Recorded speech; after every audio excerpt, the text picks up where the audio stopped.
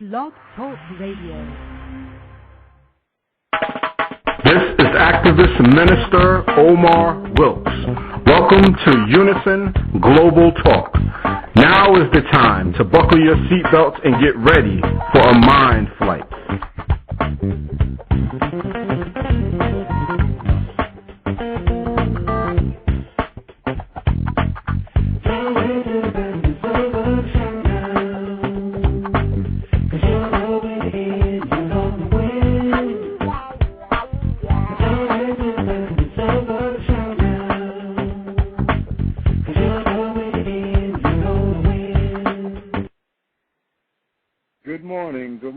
Good morning.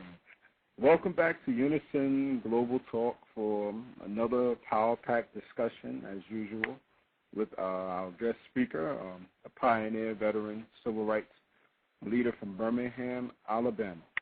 His name is Reverend Herbert Oliver. I ask that you invite your friends to be a part of this fruitful discussion. Our lines will be open for those who would like to call in. The number you can call in is 347-994-1262. Let me repeat that one more time, 347-994-1262. Please take a moment to post this on your Facebook, email blast, Twitter, and blog. This program, please do that so that others can hear the program that you are hearing. Our challenge is to not keep valuable information to ourselves, not to hide it under a bushel, as my leader once said, but our challenge is to get this information out, to inspire people, the information that will inspire people to change their lives, to give back to their communities, to empower their families. That's what it's all about, not to keep the information to ourselves, but how do we provide the information which challenges people to give back and to make a difference in their lives, in their own personal lives, and in the lives of others. So that's the challenge. Also, if you don't have, I ask that you, if you have a tape recorder, please bring your tape recorder out. This is going to be a very special, very, very special moment in history, something that has never been done before. We're going to play a recording that has been, the powers that be has decided to hide it in the archives. The media has this information, as Reverend Herbert Oliver will indicate, but the media chooses to keep these kind of things hidden deep into the vaults of their news agencies and everything like that. So there's so much information out there, that is practically being hidden away from us. You know, some of this stuff you can't even find about in our libraries. Most of this, much of this stuff you can't even find in our libraries. So I want to encourage you, the listening audience of Unison Global Talk, to please get your tape recorders. It's going to be a very historic moment, something that has never been played before. A great speech that has been given that set the tone and was very pivotal in pushing forward the Civil Rights Movement, and which also brought about very other serious repercussions that came as a result of this speech and everything. So please get your tape recorders. Also, if you don't have a tape recorder, you still have time to borrow one, you know. Our challenge is to be flexible. That's the quality of leadership, is to be flexible and everything. Never say that I can't do something. There's always a way to get something done. Always remember that, listening audience. You know, only if you put your mind to it, you know, you can get whatever you set your mind to accomplish.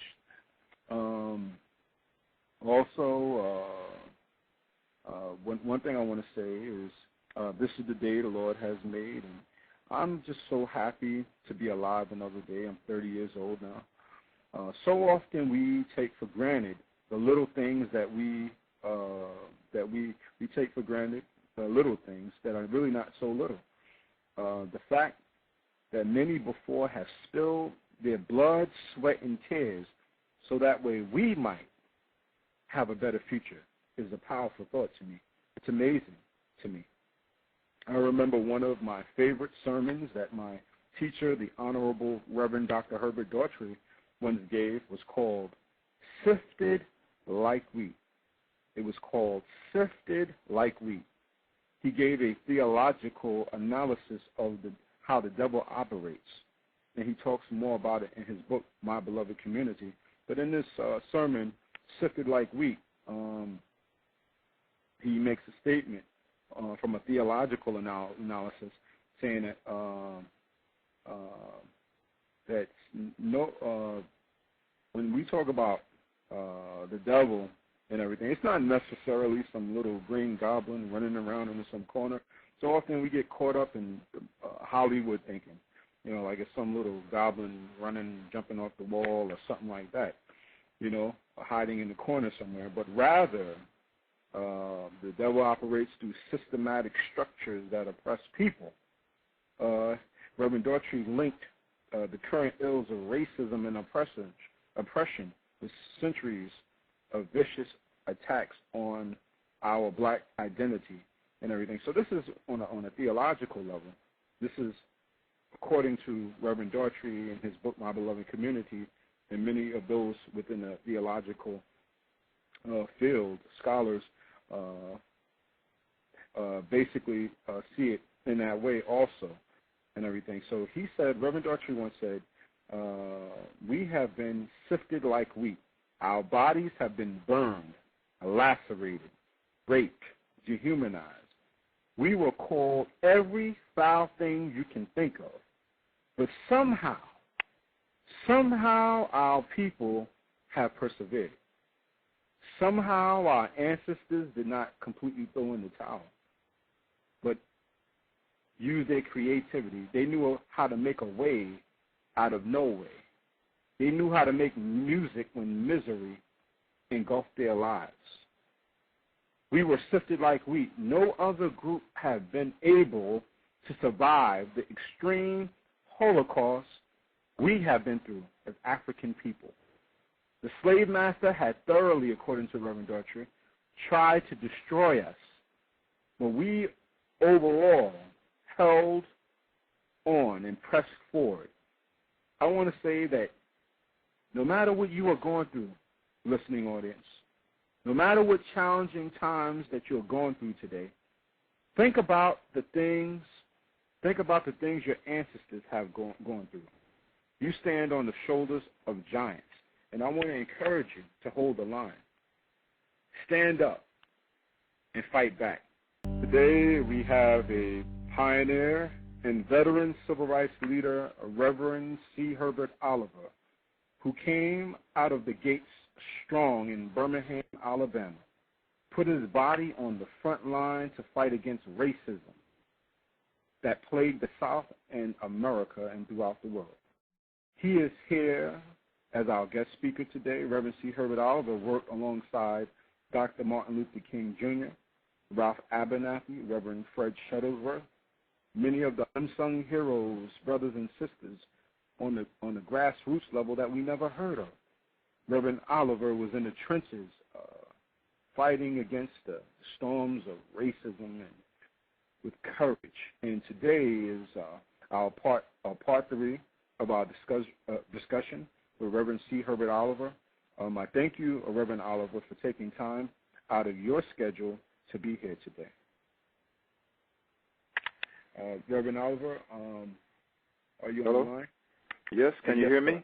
Can you hear me? I can hear you clearly, Reverend Oliver. Yes, sir. All right. I'd just like to say a word about this tape that is about to be played. 2 weeks ago, you heard a speech by Dr. Martin Luther King, and as we made clear at that time, all the major networks were there covering his speech to hear what he had to say after Bull Connor put dogs and fire hoses on people protesting for basic rights. This was the same night, and the next speaker that you will hear is the Reverend Ralph Abernathy, and in my judgment, he gave the most powerful speech of the whole civil rights movement. when he came to speak, all of the major networks turned off their cameras. They didn't want to hear what he had to say. But I had a tape recorder going, and I recorded the whole speech. And we have a chance to be at the ringside and see just what happened that night on May the 3rd, after people were hosed up and down the street with fire hoses and people were attacked by vicious police dogs. So we will now play this tape, and I hope you will share it with others that they may know the struggle that went on in 1963 in Birmingham, Alabama.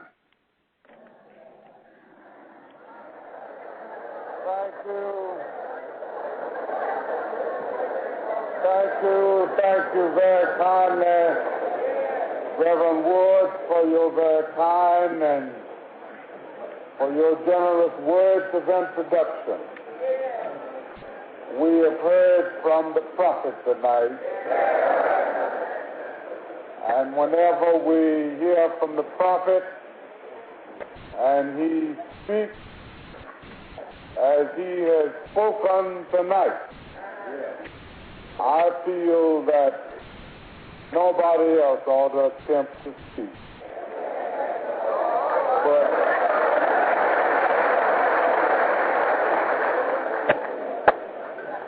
But we ought to really go home with that message burning in our hearts.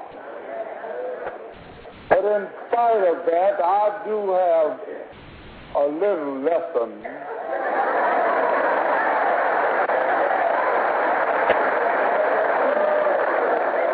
that I want to say, because it is on my mind and it is on my heart. The Negro came to the United States of America in 1619. Now we have a lot of reporters here tonight, a lot of photographers here. They're standing in the back, down front. City detectives are here and everybody. And I want them to hear me tonight.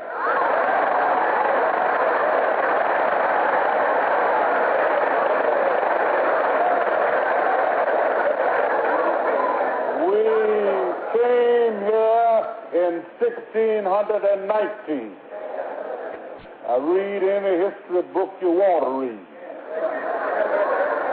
and you won't find it stated any better than that. I know my lesson.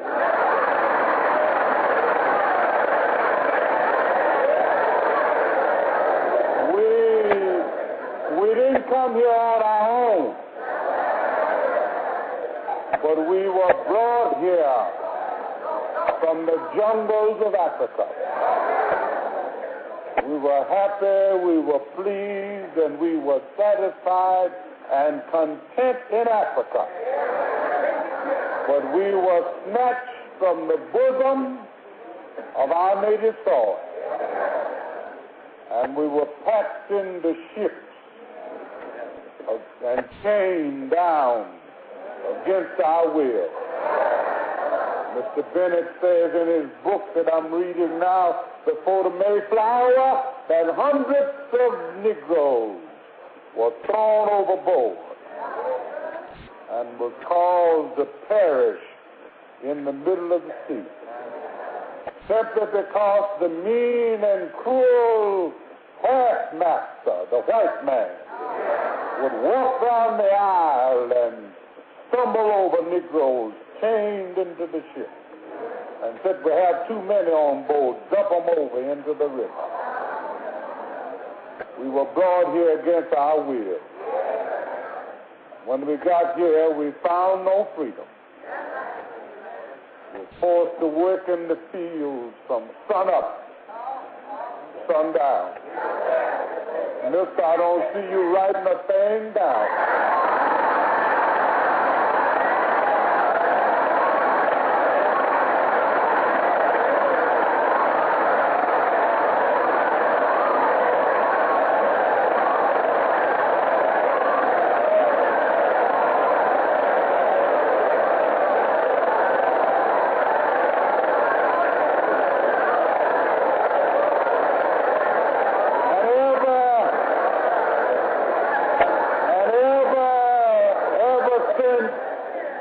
1619, we have been misunderstood. And that's the reason I want to say a little lesson tonight. And that's the reason I want them to write it down.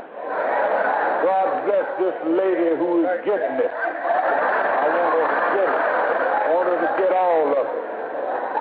We've been misunderstood. We were forced to work in the field from sun up to sundown. Who was it that cleared the new ground? There once was a time that where the city of Birmingham rests today was nothing but a wilderness. Who was it that cut down the trees? Who was it that dug the ditches? Who was it that built the skyscrapers? Who was it that cut the streets and the avenues, cared for the sick and carried the garbage away? Nobody but the Negro. Nobody but the Negro. But he remained faithful to this land. He fought in every war. Write it down. Have them all. Every war he fought it. Well, it was on that sad Sunday morning at Pearl Harbor, on the beach of Normandy.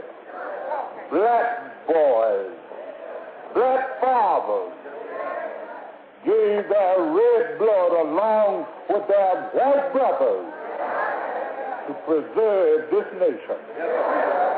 All the way from Boston Commons, when Crispus Attucks, a black man, was the first one. Write it down. You all don't know it. I want you to get it.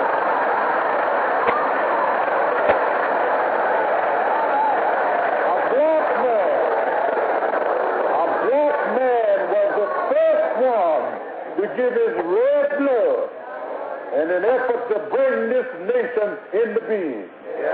Ever since then, Negroes have been rising and falling, blundering and stumbling, mistreated, neglected, and dejected, but still singing from the bottom of their hearts, God bless America, the land that I love.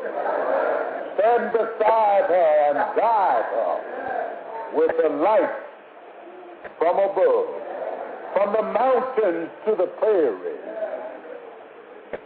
to the oceans wide with palms. God bless America, my home, sweet home. Now this is our home, and we want you to know that this is our home. We do not agree with those who want certain states. Don't talk, mister. I want you to write it down.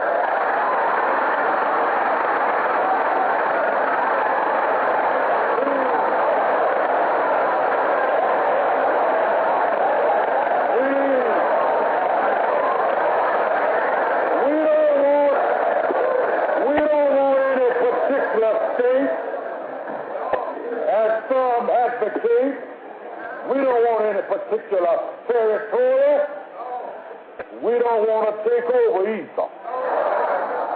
We just want to live as brothers. I was in your city the other night, and I told them that the Negroes of Birmingham are not going back to Africa. Our ancestors came from Africa. We didn't come from that. But our ancestors came from that. But until the Englishman goes back to England, until the Italian goes back to Italy, until the German goes back to Germany, the Mexican goes back to Mexico, the Frenchman goes back to France, and the white man gives this country back to the Indians.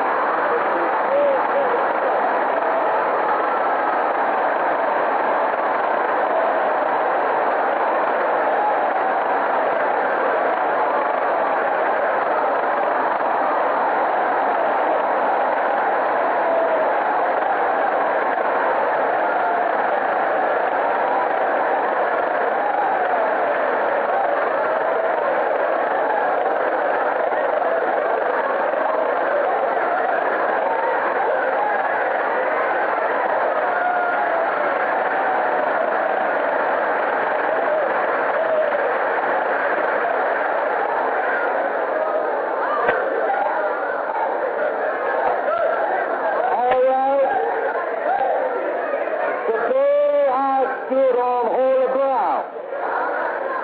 I stood on holy ground today.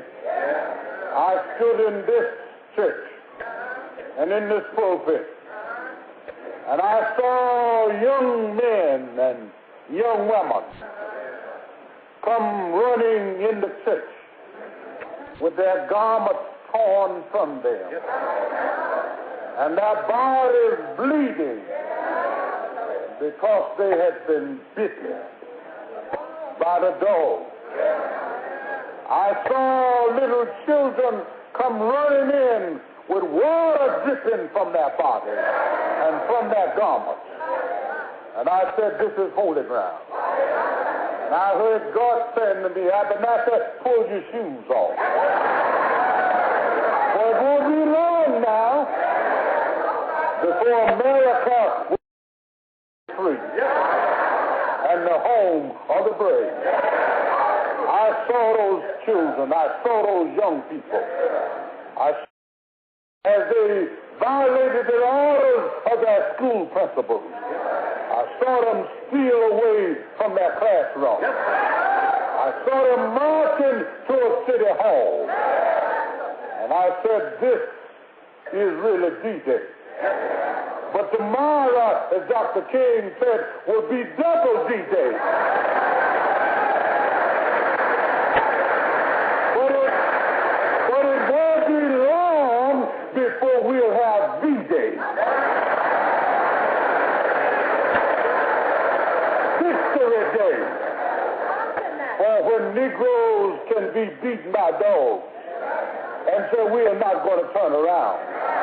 When Negroes can have the fire hoses turned on them and have them knocked down and still not turn around. I tell you what they said today as they came back into the church. They said, we're going back out there. And when they turn the water hoses on us, we're going to lay down so they won't have to knock us down.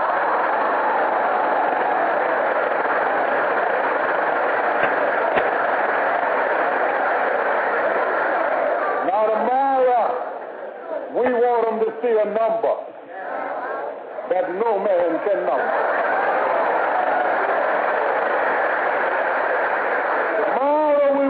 We want them to look up and be frustrated as they see the Negroes of Birmingham marching, talking about a pilgrimage. I talked today with Los Angeles, California. I talked this day with Nashville, Tennessee. I talked this day with New York City.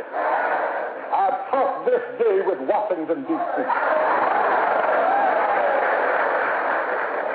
I want you to know that they are looking to Birmingham because you started something. Roy Wilkins said, Ralph, tell them that we're behind them all the way. We got a straight line to the White House. And we're going to talk with the White House. We want to hear from the White House. If Bull Carter will not do it, if Governor Wallace won't do it, then Bobby Kennedy will.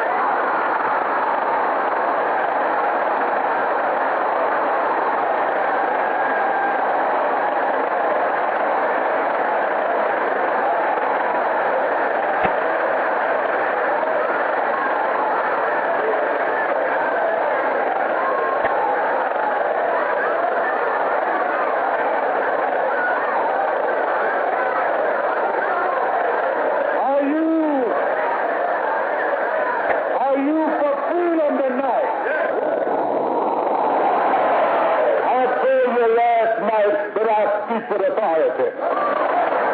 But these reporters don't believe me. They think that I'm just a rabble-rouser or an agitator. But I speak with every Negro in 16th Street backing me up tonight. I speak with every Negro in Birmingham who is in his right mind backing me up tonight. Do you want freedom tonight? If you want freedom, say freedom.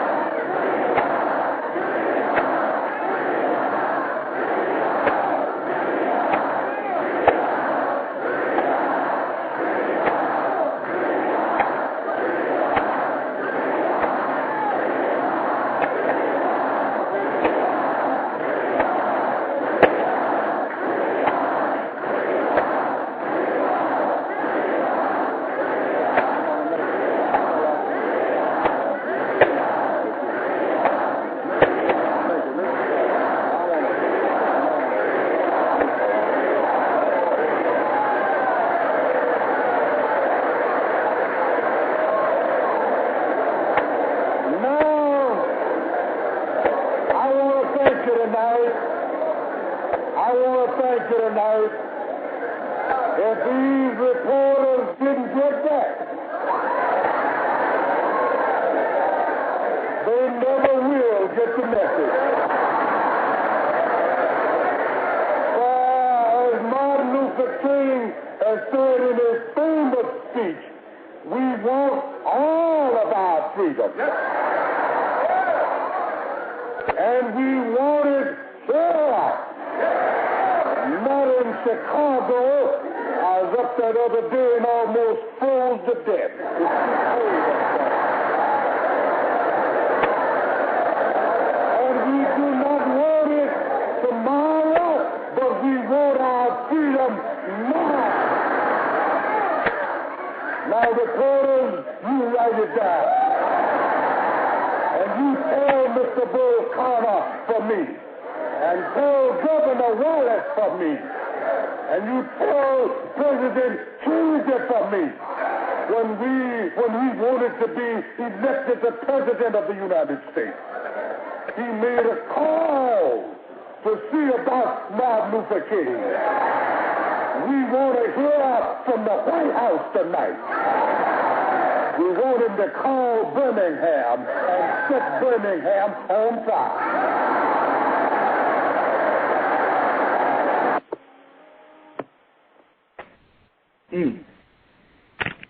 Wow. Oh, wow. All right. Wow. Reverend Oliver. Yes. Question I have. That sounds like Dr. King. That's not. Ralph Abernathy? That was Ralph Abernathy. Oh, wow. Ralph Abernathy. You've never heard a speech like that? I've never heard. I thought I was wondering probably, if that was possibly a different speech. It sounded just like Dr. Didn't? Wow. Yeah, that was Ralph Abernathy. King had made his earlier speech, and that one's been, you had that on your show 2 weeks ago. Now this was Ralph Abernathy, and I said, to me, this was hello? Yes, I'm listening. This was the highest point of the whole civil rights struggle there in Birmingham. Yes. Reverend Oliver, yes. I have a question. A couple of weeks ago, you told us that the news agencies are keeping a lot of this information from us. Right. Can you please again explain what is happening? When you say what is happening, in terms of this information being kept in the vaults and not really being released to the public. Well, the news media, all the major news media were there when Dr. King spoke with their cameras going. But when Ralph got up to make his speech right after Dr. King, then they turned all their cameras off. But I do believe some of them kept recording instruments there, and they have that speech on tape. But I also had a recording machine, and I recorded the speech myself. I recorded both of the speeches. And I think that this speech is being held by white news media because they don't want this kind of agitation to be heard. It might stir up people. So I'm glad that I got it, and I'm glad that I've been able to share this with the public. I've had it available for over 40 years. I've been trying to get someone to play this so that people can see what happened in Birmingham. But I have not had success at that, and I'm grateful to you for making this available through the Internet so that people can hear it. Well, I just want to say I'm humbled to even be able to have this special piece of history on the show for people to hear. And the question I have, Reverend Oliver, when Ralph Abernathy was talking about the White House, and everything, and referring to like putting pressure on the White House, what did he mean by that exactly? He meant he wanted to hear from the President of the United States. That's what he means by the White House. Hear from Kennedy. Yeah. Speak up and say that what this is going on down in Birmingham is wrong. It's not American. And people are having dogs biting them and fire hoses when they only want to exercise their rights. And he's saying, Where is the White House? Where are they? Let them speak up. And they were calling upon the White House or the president to speak up. Now you will notice that he said if Bull Connor won't do it, and if Governor Wallace won't do it, then Bobby Kennedy will. Well, and you heard the response from that. People believed that Bobby Kennedy didn't play, and that if he had to step forward as the Attorney General to stop the actions of the police in Birmingham, he would do it. And that was the faith that people had, that he would do it. Now, the other people had some other things in mind, and I'm sure they were saying, well, no, Bobby Kennedy won't do it, and the president won't do it either because they're not going to be here.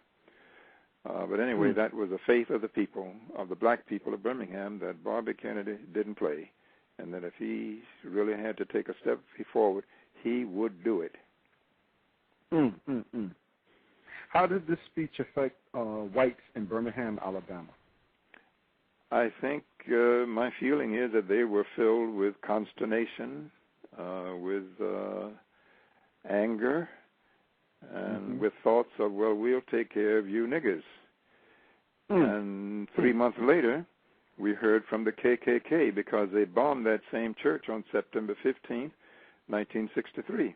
They bombed that church and killed 4 black girls in that very church. So that was a response of the Klan to what happened on May the 3rd. But I don't think that the Klan was able to carry the decent leadership of the South. I think they had been sitting on the sidelines, and when the Klan came forth and bombed that church, I think many of them says, no, this is not right. We are not. This does not represent us. And Attorney Chuck Morgan had an engagement to speak at the Kiwanis Club that following night. And he made a strong speech, and he blamed the white population for the bombing of the church. And he was, to me, he was a spokesman for a new South. But it cost him a lot. He had ambitions to become governor of Alabama, but after he made that speech, then his career was over. He decided that he would have to leave Birmingham because they were threatening his family, and he could not be at school to protect them. So he decided he would have to leave Birmingham, and he did, and went and worked for Southern Christian Leadership Conference for 9 years, and then came to work for the American Civil Liberties Union. But he gave up his career in order to stand up there in Birmingham and say, no, this is not right. We are not a part of this, of the bombing of the church. Reverend Oliver, if I'm wrong, please correct me. And you know Reverend Shuttlesworth, Yes. You've gone back many years with him and everything, and it appears that he wasn't a preacher that was always about turning the other cheek. No. I may be incorrect about that. No, he wasn't turning the other cheek, but he would not. He was nonviolent. Yes. But he would urge people on. He would take a stand and go to jail, but he would not create violence. He was against violence, along with Dr. King. Yes. But he had the fire in him to keep insisting that we're not taking words to settle. We want actions to settle the whole dispute between the blacks and the whites in Birmingham and in the nation. And also, Reverend Oliver, now how did this the killing of the little girls in the 16th Street Baptist Church, what ripple effect did it have across the country? Well, in Birmingham, it had a numbing effect on the black population. They were just simply outdone. How could this happen? How could anybody do something like this? So I think it just numbed the black population, and I think the white population of the country didn't like that, didn't approve of that, and I'm sure they must have felt bad that something like this happened. I'm sure there were some who say yes, that those people deserved what they got, but I think the country itself was just deeply saddened by that event. And I think that in Birmingham, many in the white population simply would not go along with that. and they simply separated themselves from that kind of Klan violence. However, the government, the Federal Bureau of Investigation, knew who had done it, and they did nothing about it. They did not make a thorough investigation. And some of them were still walking around up until 1995, when some of them were arrested and tried. But the FBI knew about it all along. They were in sympathy with the Klan, and they knew about that bombing of the church, and they knew who did it, but they were covering it up. The fact that Ralph Abernathy was born on March 11, 1926, on a 500-acre farm in Linden, Alabama, served in the United States World War II Army, got his BA in mathematics, master's in sociology, was active on his campus. Do you believe that with the experience and work that he had already done, God was preparing him for a greater work to be done in the years of the Civil Rights Movement? I think so. I think to take the leadership role that he did along with Dr. King, and he was the introducer of. Nobody could introduce Dr. King like Ralph, and he was like an image builder. He could build a beautiful image of Dr. Martin Luther King as a great leader, and he did that wonderfully. But at this moment in Birmingham, he really had something to get off of his chest, and he did get it off. He had a little lesson, and he gave his little lesson. And I think if people look at that and listen to that again and again, they will see that what he had in heart and mind was something that we all should have in our hearts and minds. Also, what was it, about, Dr. Martin Luther King, and what was it about Ralph Abernathy, where they drew so closely together? What was it that drew them together? That I am not able to say. I know there was some rivalry going on there, because it is my understanding that Ralph had hoped to become the leader of the Montgomery Improvement Association and was slated to become that leader, but a new person came on the scene named Dr. King, and after he spoke at one of their meetings, he so electrified the audience that they said, "This is the man. This is our leader." So they chose him to be the leader of the Montgomery Improvement Association. I don't think that sat too well with Ralph, but he bore it in good Christian grace, and he became the second in leadership there in Montgomery. And then in Birmingham, he was the second in leadership there, following the leadership of Dr. King. Of course, Reverend Shuttlesworth was one of the top movers, because he was the one who invited Dr. King to Birmingham in the first place. If he had not made that invitation, then you would not have had Dr. King's speech or the speech of Dr. Ralph Abernathy. So Reverend Shuttlesworth was the strength behind both of them, bringing them to Birmingham to break down the walls of segregation, not only in Birmingham, but all across the nation. What was it that brought you to that church? Were you working on a particular issue, or were you just attending the church? How did you find out about that? What the speech that was going to be given that night, and what caused you to bring your tape recorder and everything? Because a lot of stuff are lost, throughout the corridors of time, because oftentimes we don't capitalize on the moment and everything. Yeah. And why did you find a need to bring your tape recorder? Well, I had 5 years, from 1959 to 65, 6 years. I attended every Monday night the meetings of the Alabama Christian Movement for Human Rights. But when Dr. King came to Birmingham, I decided to bring my tape along, so that on every Monday night when the mass meeting met, I would make recordings of those meetings. And I do have tapes that run at least 80 hours. I ran regular tapes of the meetings, and I still have all of them on tape. And this was one that was included on my tape. So this one is just one of 80 minutes of tapes, which I still have in my possession.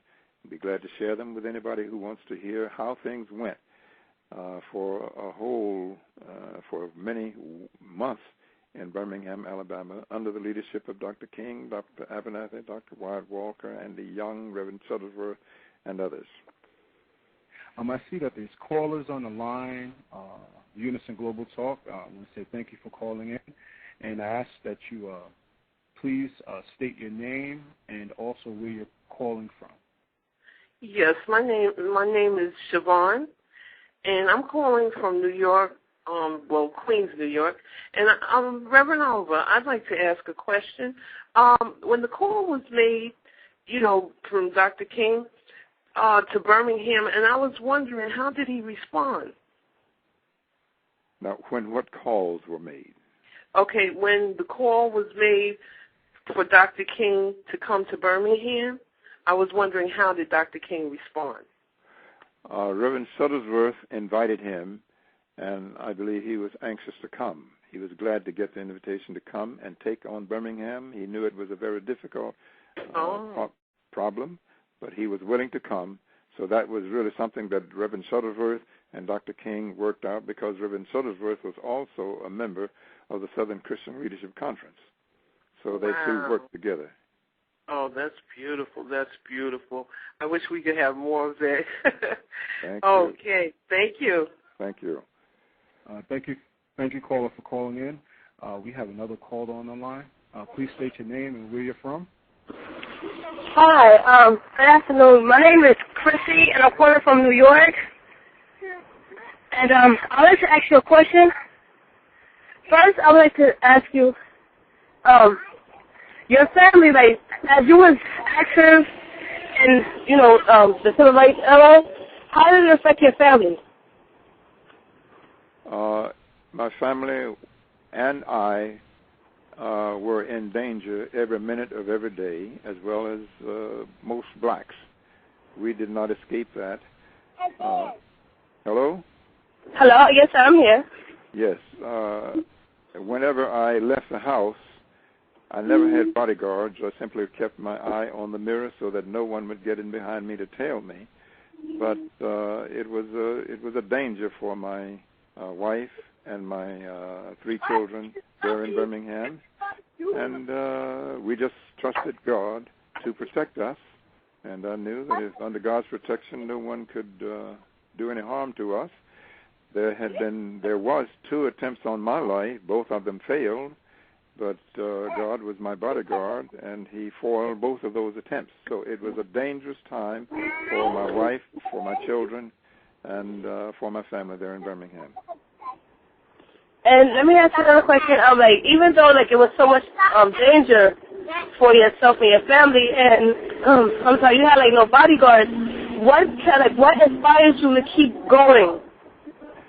As I mentioned in the first 2 weeks ago, the first airing of Dr. King's speech, Dr. King's speech, I mentioned this in that airing 2 weeks ago. What got me started was that I went to view the body of a minister who had been killed in Alabama in 1948, and when I stood over his body, I said to God and to myself that if something isn't done about this, then you one day will lie down here and that will be the end of you. And I think I made up my mind then that I would not look back. Wherever there was a door open, I would take that challenge and fight it and not be afraid for life. And 3 months later, an interracial group came to Birmingham, and they were going to hold an interracial meeting. Bull Connor said, "You're not." And they held it at a church that I was serving. Policemen came and arrested the white people who were there and arrested me as well. So it seemed as though that was the beginning in May 1948 of my having to do something about what happened there, and I haven't stopped yet. I'm really happy to hear that. And you know what? You're inspiration to me also. And like you said, like, you know, you just see something inside of you to say, you know, you're not going to turn back. And I think, like, all the youth today need to hear that also. Thank you. All right. Have a blessed day. You too. God bless. God bless you. Thank you, callers, for calling in. I encourage you to please spread the word about this show, and please continue to call in. Thank you very much. Also, Reverend Oliver, question I have is civil rights leaders of that era whose homes and churches were bombed, how often do they receive justice for these crimes perpetrated against them? Never. They never received justice for it. So that's the bottom line. There was not justice ever for those who died in the struggle. Reverend Shuttlesworth's home was bombed. There was never anybody brought to trial for that. Of course, Reverend King's home was bombed. Nobody ever tried for that. People were killed. No one ever brought to trial for that except down in Lowndes County where Viola Liuzzo was tried. But then those men who were in that got away. And one of them was an informant for the FBI. And 3 of the white men in that case said that he was one of them who pulled the trigger to kill Viola Liuzzo. But he was let go free. And so there was just not justice in Alabama at that time, just like there's not justice in New York City for the crimes that police commit against black people every day. Do you think our younger generations have appreciated the sacrifices of the Civil Rights Movement?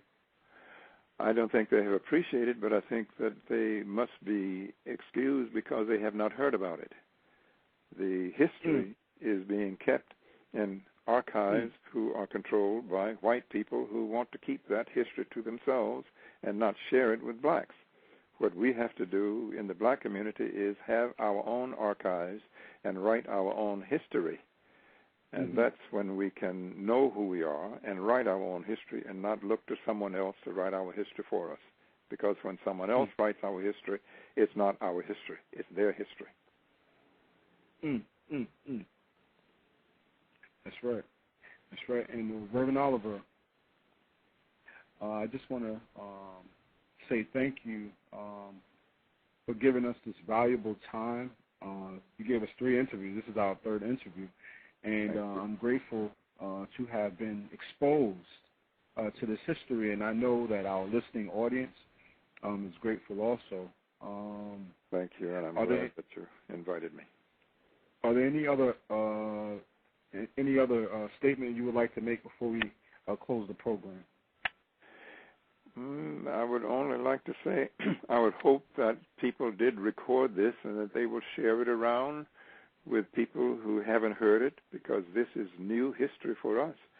This was what happened in Birmingham in 1963, and to me it was a tremendous moment in history. We have gotten away from it because we didn't have the information, and I'm glad that you have opened the door, Reverend Omar Wilks, for the public to have this information. And clearly this is true history that we need to know and understand. Reverend Oliver, when you get a chance, I ask that you please join us again on possibly on July 23rd at 11 a.m. If you could check your schedule to see if you're available, we would love to have you back, to speak more about your experience.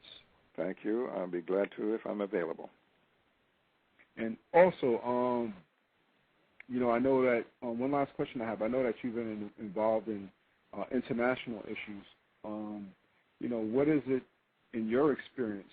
What is it that you've learned in your experience that that caused you to get involved in international issues? Did Dr. King have an impact on your life in terms of having a worldview of going into the world to bring about change, no matter where you are in the world? no matter what's going on in the world, because I know you've worked actively on the Darfur issue. You know, what is it that inspired you to work on international issues? Well, giving all due credit to Dr. King, he was certainly a great leader in all respects. He was a very great leader in our nation. However, my inspiration came not from him, because I went to jail 6 years before he started his campaign in Montgomery. So I had already made up my mind that this segregation had to be destroyed, or I would not be here. As Reverend Shuttlesworth said on one of his interviews in 1961, he said, "We intend to kill segregation or be killed by it."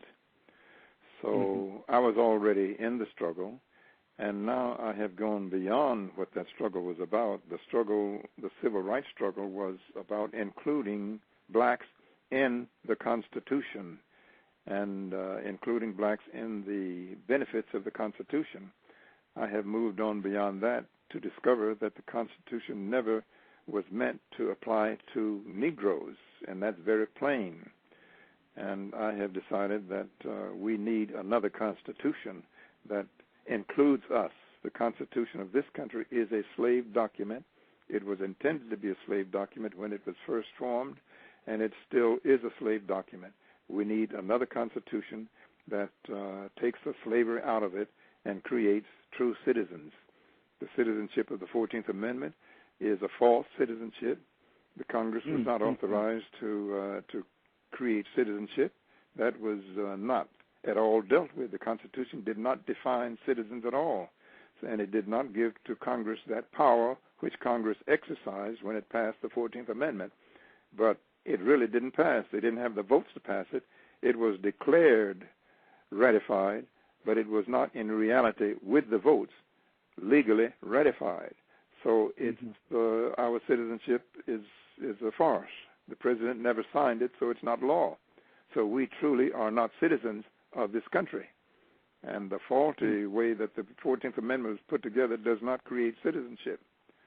So we have to look at that and decide whether we want to be citizens or whether we will have to look to others, perhaps the Native Americans who have always welcomed us and who have made the Underground Railroad a success by allowing the slaves to pass through their territory. And they showed Sojourner Truth how to look at the growth on the trees to tell north from south. So we need to look toward those who have had open arms to us and stop trying to be a party or to be one with people who never intended us to be one and who still look upon us as inferior beings, only two-thirds of a man. Reverend Oliver, I want to say thank you so much again, and to Unison Global Talk, we would like to invite you back and everything, and I will be calling you back soon, and we really appreciate you coming on the show. Thank you, Reverend Oliver, and have a blessed day. Thank you, and God bless. Bye-bye. I just want to say, this has been a powerful, powerful experience, a three-part interview with veteran, pioneer, civil rights leader, Reverend C. Herbert Oliver. And we look forward to having him back on the show. And we at Unison Global Talk want to say, give him a special thanks for him taking his time out of his schedule. And I just want to say to the listening audience, let's stick together. Let's stay in unison. Remember the words of Frederick Douglass, do not lose hope. Continue the struggle. Things look bad today, but time will fight our battles. Every day our numbers grow. These will speak for us. Frederick Douglass was talking about you. Have a blessed day, and I look forward to having you back on, all of you back to Unison Global Talk next week. Bye-bye.